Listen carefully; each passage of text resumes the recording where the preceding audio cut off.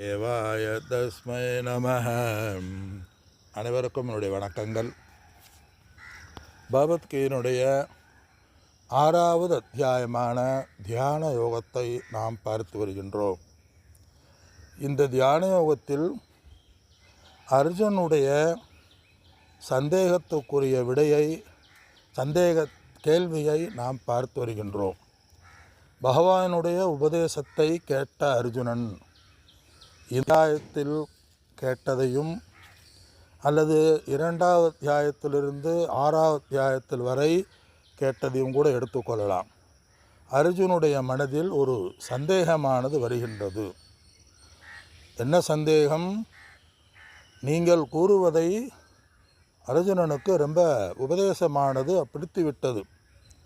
என்ன பிடித்து விட்டது? காலையில் இது சொன்னார் பகவான் சென்ற சுலோகத்தில், எல்லா இடத்திலும் பிரம்மனை எவன் பார்க்கிறாரோ சர்வத்திர சமதர்சனம், அனைவரிடத்திலும் பிரம்மனை காண்பவன், எல்லாவற்றையும் தன்னில் அனைத்தையும் காண்பவன், தன்னில் எல்லாவற்றையும் பார்ப்பவன். அது மட்டுமல்ல, ஏன் என்னையே அனைவரிடமும் பார்ப்பவன். அப்படின்னா என்ன அர்த்தம்? எல்லாவற்றிலும் ஒன்றையே பார்ப்பவன் அர்த்தம்.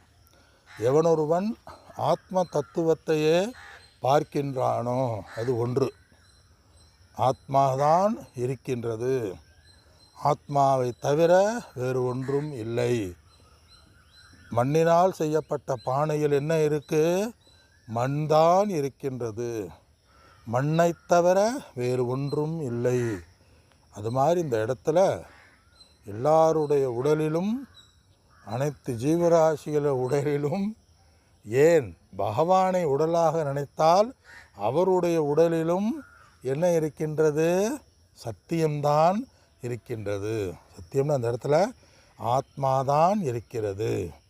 ஆத்மாவை தவிர வேறு ஒன்றும் இல்லை. எல்லாமே ஆத்மாவிலேயே இருந்து, ஆத்மாவிலேயே காக்கப்பட்டு, ஆத்மாவாகவே இருந்து அந்த ஆத்மாவிலேயே லயம் அடைகின்றது என்று பகவான் கூறினார். இதை கேட்ட அர்ஜுனனுக்கு ஒரு இன்ஸ்பிரேஷனானது வந்தது. நீ எல்லாம் சொல்கிறது நான் செய்ய விரும்புகிறேன், அதன்படி நான் அறிய விரும்புகிறேன், வாழ விரும்புகிறேன், புரிய விரும்புகிறேன். ஆனால் எனக்கு மனசில் அது புரிய முடியவில்லையே என்பது அர்ஜுனனுடைய கேள்வி. அதே அந்த இடத்துல சொல்கிறான், துர் நிகிரகம் சஞ்சலம் ஹி மன கிருஷ்ணன்னு சொன்னார். எனக்கு மனம் சஞ்சலவத்து பிரபாதி ஸ்திரம் சொன்னார். உறுதியற்ற சக்தியற்ற மனம் சஞ்சலமாக இருக்கக்கூடியது. சஞ்சலம்னா அந்த இடத்துல ஒரு இடத்தில் இல்லாமல் அங்குமிங்கும் அலைபாய்ந்து கொண்டிருக்கிறது என்னுடைய மனம். அந்த மனதில் நான் எப்படி அனாத்ம விஷயத்திலேயே மூழ்கி இருக்கின்றது.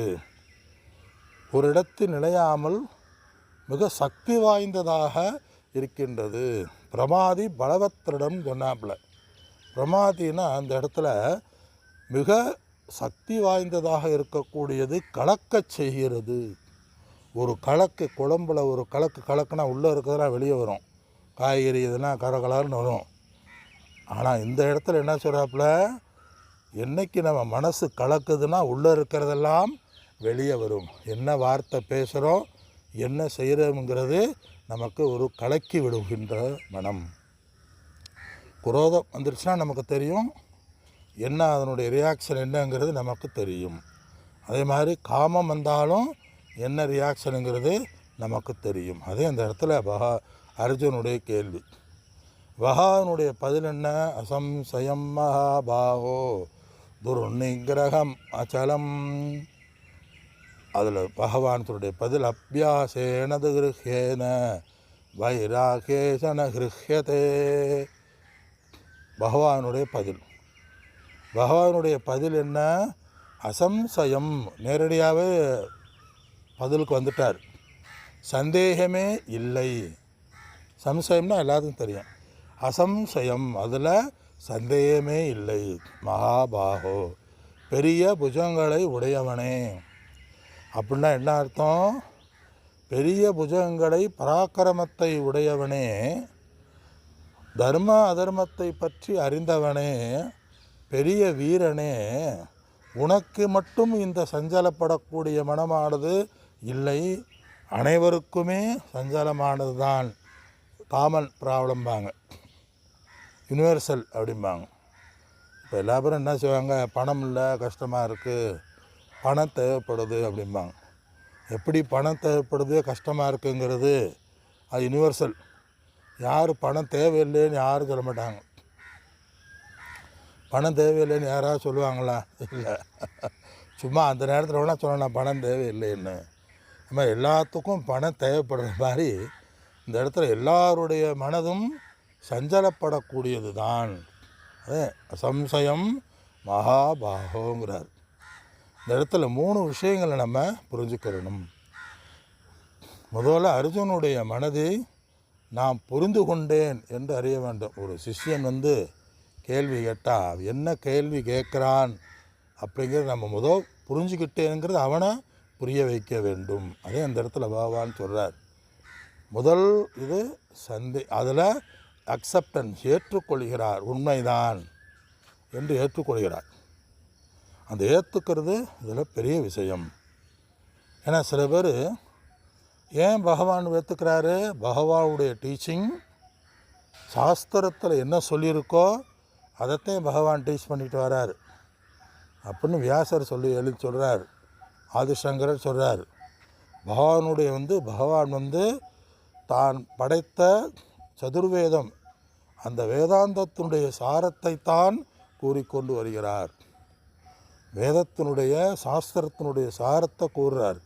அதனால் உபதேச மெத்தேடு என்ன, அந்த மெத்தேடு படி போகிறார். அதனால் இந்த இடத்துல என்ன நம்ம பார்க்க வேண்டியது? அர்ஜுனுடைய மனதில் இருக்கின்ற சந்தேகத்தை, உனக்கு மட்டும் இந்த பிரச்சனை அல்ல, எல்லோரிடமும் இந்த பிரச்சனை தான், ஏ அர்ஜுனா நீ அதை புரிந்து கொள் அப்படின்னு சொல்கிறார். அதே அசம்சயம் மகாபாகோ, எல்லாருடைய மனமும் சஞ்சலப்படக்கூடியது தான். நீ சொல்லுவது முற்றிலும் உண்மைதான் என்று கூறுகின்றார். அதனால் இந்த இடத்துல பகவான் அதெல்லாம் இல்லை, மனமே இல்லைன்னு சொல்லலை. மனமே இல்லை. நம்ம ஒரு பாயிண்ட்டு, சில பேர் முறைப்படி சாஸ்திர டீச்சிங் தெரியாதவங்க ஞானத்தை பெற்றிருந்தாலும் எனக்கு கஷ்டமாக இருக்குது அப்படின்னு சொன்னால் சில பேர் என்ன சொல்லுவாங்க? மனமே இல்லையே, எப்படி உனக்கு கஷ்டம் வரும்? கஷ்டம்லாம் கிடையாது, அதெல்லாம் உண்மை இல்லை அப்படின்னு சொல்லுவார்கள். ஒருவேளை அது ஒரு வகையில் அது தத்துவத்தில் உண்மையாக இருந்தாலும், யாரையாவது கஷ்டம்னு வந்தால் அப்படியா, ஆமாம் சிரமந்தேன், ஓ அந்த மாதிரி இருக்கா, அதுக்குன்னு உபாயத்தையும் சொல்லணும், ஞானத்தை சொல்லக்கூடாது. இப்போ நம்ம வேதாந்த சாஸ்திரம் டீச் பண்ணுறோம். வேதாந்தத்தில் உடல் மனம் இல்லைங்கிறது நம்ம சாஸ்திரத்தோத்தமாக விசாரம் பண்ணிக்கிட்டு இருக்கோம். சப்போஸ் யாராவது கோயிலில் யாராவது எனக்கு கஷ்டம்னு வந்தால் என்ன செய்யணும்? மனமே இல்லை, வெறும் மாயை, அதெல்லாம் ஏற்றி வைக்கப்பட்டது அப்படின்னு சொன்னால் அவங்களுக்கு மேற்கொண்டு கஷ்டமாயிரும், மேற்கொண்டு சிரமமாயிரும், புரியாத கஷ்டமாயிரும். அப்புறம் இந்த பக்கம் வரவே மாட்டார்கள். அவங்களுக்கு என்ன சொல்லணும்? அப்படியா கஷ்டமாக சாமி கும்பிடுங்க, பிரார்த்தனை செய்யுங்க, ஏதாவது வேண்டுகோள் விடுங்க, நம்பிக்கையாக இருங்க, சீதாதேவிக்கு வராத கஷ்டமாக நமக்கு வரப்போதும் அப்படி சொல்லணும். அதுங்கிட்ட போய் வேதாந்தம் பேசிக்கிட்டு இருக்கக்கூடாது. இதெல்லாம் சிலதெல்லாம் பண்ணணும். அதனால் தான் டீச்சிங் மெத்தட் அப்படிம்பாங்க. அதே மாதிரி இந்த இடத்துல பகவான் 2 விஷயம் சொல்கிறார். உண்மைதான். உடனே என்ன சொல்கிறார்? டக்குன்னு ஆத்மாவை சொல்ல, அபியாசேனச்ச வைராக்கியன ஹிருஹ்யது. ஆனால் மனது சஞ்சலப்படக்கூடியதுனே 2 சாதனைகளை செய்து மனதை கட்டுப்படுத்தலாம், ஒரு வழிக்கு கொண்டு வரலாம் சொல்கிறார். 2 சாதனைகளை எங்கள் அறிமுகப்படுத்திக்கிறார். ஆத்ம தத்துவ விசாரேன மனகிருகியதுன்னு சொல்லலை. ஆத்ம தத்துவத்தில் விசாரம் செய்ய மனதை அடக்கம்னு சொல்லலை. இந்த இடத்துல வைராக்கியன அபியாசேனங்கிறார். அபியாசேன என்னது? தொடர்ந்து பயிற்சி செய்தல். அதனால் கேள்வி யாராவது கேட்டால் அந்த கேள்வி எதிலிடமிருந்து வந்ததுங்கிறத நம்ம புரிந்து நம்ம செயல்பட வேண்டும். எதிலிடமிருந்து வந்தது? இந்த கேள்வி வருவதற்கு காரணம் என்ன என்று புரிந்து நாம் செயல்பட வேண்டும். அதே இந்த இடத்துல பகவான் புரிந்து செயல்படுறார். எந்த கேள்வி வர்றதுக்கு காரணம் என்ன? மனம் கேள்வி என்ன, அதற்கு தகுந்ததான் பதில் சொல்லணும். பகவான் இந்த இடத்துல மனமே இல்லை, மனம் ஒரு மாயை, அதை விட்டுடுன்னு சொல்லலை. ஏன்னா அதுதான் அந்த பகவானுடைய டீச்சிங் மெத்தட்ஸ். அதே சாஸ்திரோத்தமான டீச்சிங் மெத்தடுன்னு சொல்லுவாங்க. அபியாசேன வைராக்கியனச்ச இருக்கிறது. அப்போ மனசில் அடங்கிறதுக்கு என்ன செய்யணும்? அபியாசம்னா என்ன? ஒன்றை தொடர்ந்து நினைத்தல், பயிற்சி செய்தல். அபியாசம் ஒரு மனதுக்கு ஓடுகின்ற மனதை நிலைநிறுத்தம் என்ன செய்யணும்? ஒரு குறிப்பிட்ட எண்ணத்தை கொடுத்து அந்த எண்ணத்தை மனது செய்வதற்கு மாதிரி பயிற்சி செய்தல். அது என்ன பயிற்சியாக இருந்தாலும் சரிதான். பொதுவாக இந்த இடத்துல பூஜைன்னு சொல்லலை, ஜபம்னு சொல்லலை, தியானம்னு சொல்லலை. இந்த இடத்துல பயிற்சி செய்தல்னால் என்ன? ஒரு இடத்துல உட்கார்ந்து தியானத்தில் ஈடுபடுதல், அந்த தியானத்தில் மனதிற்கு பயிற்சி கொடுத்தல், ஜபம் செய்தல். இப்போ புரியுதா? எதற்கு பூஜை செய்கிறோம், எதற்கு ஜபம் செய்கிறோம் அப்படின்னா, இது மனதை அடக்குவதற்கு, ஒடுக்குவதற்கு, அமைதிப்படுத்துவதற்கு. அதே அபியாசம்னு பேர். ஒரு தொடர்ந்து செய்தல். உடல்நிலை நல்லா இருக்கும்னா என்ன செய்யணும்? ஆசனம் செய்தல், நடைப்பயிற்சி செய்தல். நடைப்பயிற்சி நம்ம கோவிந்தராஜெலாம் டெய்லி ஒரு கல்லில் 2 மாங்காய் அடிக்கிறாரு. நடைப்பயிற்சியோட சாஸ்திரங்களை கேட்குறாரு, நடந்துக்கிட்டே கேட்குறாரு. சில நேரங்கள் அப்படி பண்ணுறாரு. ஆனால் இந்த இடத்துல அபியாசம்ங்கிறது என்றைக்கே ஒரு நேரம் பண்ணுறதில்ல. வைராக்கியன அபியாசம்னா தொடர்ந்து ஒன்றை பயிற்சி செய்தல். எதில் பயிற்சி செய்தல்? தியான காலத்தில், தியானத்தில் மனதை இறைவனுடைய நாமங்களை நினைத்து அதை பயிற்சி செய்தல். அதே அபியாசேன. இந்த இடத்துல அபியாசம்னா ஜபம் செய்தல். அதே அந்த இடத்துல அர்த்தம். ஜபம்ங்கிறது நமக்கு தெரியும்.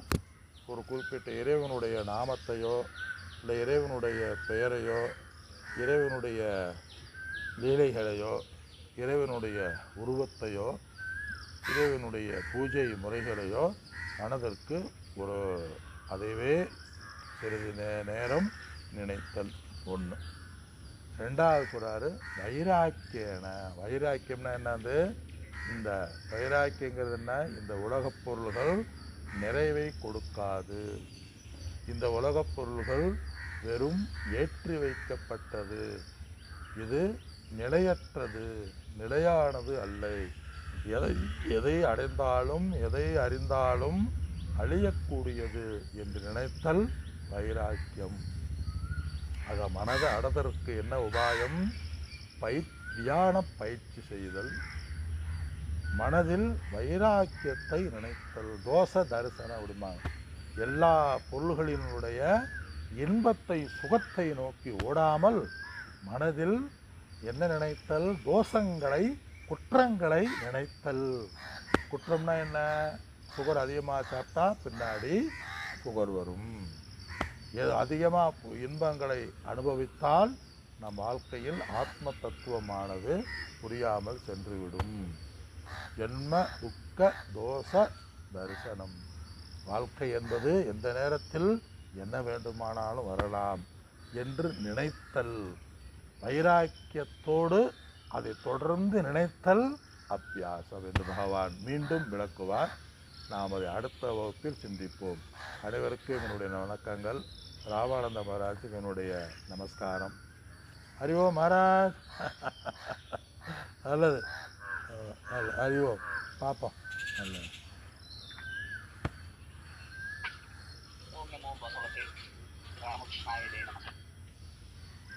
நம்ம இன்னைக்கு ஒரு சின்ன